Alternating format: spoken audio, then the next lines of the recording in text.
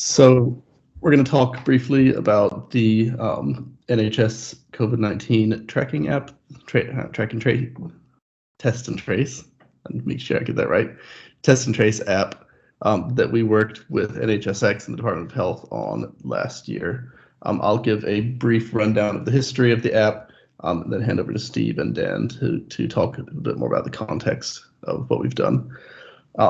So the intention of the NHS app, and I don't know how much you all followed the news around it last year. The intention from the start was to produce something that could be used to break chains of transmission in the general public. At that time, COVID was brand new. People were still trying to understand exactly what was going on, what the issues were, how we could counteract what was happening. And the main goal was to just ease pressure on the NHS. And the best way to do that was to put people into isolation when they tested positive. That's still the case now. Obviously, that's becoming more the case again now with the Omicron variant of concern. But at the time, isolation was everything. Isolation was the way that we saved the NHS. After the initial development of the app, which some of you may recall, that was canceled, there was a pivot to the Google Apple framework, which is where we, as Zühlke, got involved. We were given 6 weeks from that point of inception of starting to get to a public pilot to 500,000 users, another 6 weeks on top of that to get to a live service. We did manage to get that out on mid-September last year. Between mid-September and the end of the year, we managed to become the second most downloaded app in the UK. We had 20 million downloads. Zoom, unsurprisingly, was first, but we did beat out TikTok, which was a point of pride for the team. There, we had quite a few bit of information published. We had epidemiologists from Oxford and Alan Turing Institute working closely with us. They did a lot of work around the data that we were producing. You can imagine 20 million users. We had a lot of data coming in. They were able to show in a paper published in Nature that statistically we could be sure that we had broken at least between 300,000 and 600,000 chains of infection between that September and the end of the year. Design of the app was done in close concert with a lot of different government departments. Of course, we had to make sure that we were fully compliant for accessibility purposes, meet high standards there. We worked closely with the National Center for Cybersecurity on designing something that, as is considered a key part of national infrastructure, security was a major consideration. We also had to be certified with MHRA as a medical device and therefore gain ISO 13485 certification. A lot of key considerations that had to be addressed in a very short time frame, but I think it came off quite well in the end. It is still carrying on to this day.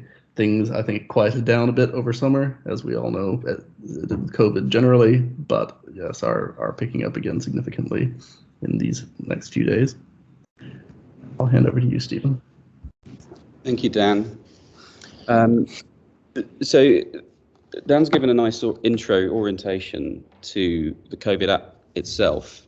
At the time of working, I think it's a point of interest that the language of digital twins wasn't a part of the work. You can imagine there was quite a narrow and urgent focus on the delivery. But as the time has elapsed since, it's been quite a valuable and interesting experience to reflect on the actual application and that was delivered and what it looks like more from a theoretical perspective and how that might relate to other pieces of work as well. So I'll just spend a minute walking through the logic for you of what we in hindsight see that has been delivered. And what we see is something that looks very much like a practical applied digital twin, but one that's interestingly very concerned with what you might crudely call the biological environment. It's a very behavioural system. So just to do a light walkthrough, and you can obviously, the nature of this kind of digital twin is you can start anywhere, but if we take the epidemiology on the left-hand side, there's a certain status that the spread of COVID and people's responses to that will have been in at any point in time. And the app, along with other sources, becomes a source of information and data about that status of the biological collective system of people. And other sources being things like hospital data, people's admissions, death rates, and their responses to the virus itself at an individual level. And that allows government to come up with policy. But I think an interesting challenge around COVID is that with the changes happening so fast, there was no very highly established policy process in advance of the app being available. There were some policies, but it was a highly uncertain environment. And that uncertainty means that the app is helping, along with other data sources, to devise policy on the fly whilst the system is still evolving. And so then the app itself forms the reverse flow. It allows information to be spread to individuals who then can adjust their behaviour accordingly, and then you get your full cycle of affecting the status of the epidemiology. And so you have this really interesting situation where there's a highly uncertain biological physical environment that's being influenced and influencing the digital solutions you apply to implement your governance. And this is, we found to be quite a really informative experience about the various types of digital twins you might have in the different situations that they might be best used in. So yeah. So I'll just finish very quickly with the final slide, which is just to really to reflect on digital twins more broadly, and to think about. I mean, we look at the COVID app in extreme, if you like. The crucial thing about the COVID app for us was we were in a highly uncertain environment with a behaviourally very complex environment with an awful lot of people involved. And the app is nudging behaviour of the people at the same time as recording what's going on.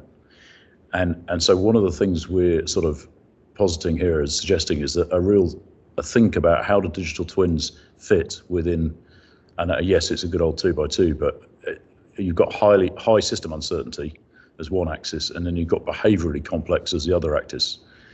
And the way that you think about designing and building feedback loops, which you then build as digital twins, are different. So there are going to be different variants of digital twins in each of those quadrants because of the nature of what they're trying to do and the nature of the feedback loops that you're trying to fix.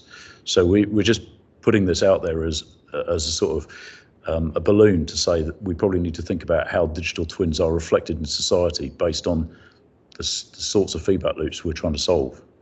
And we have other examples in the other quadrants, but we just wanted to bring the COVID app to you today.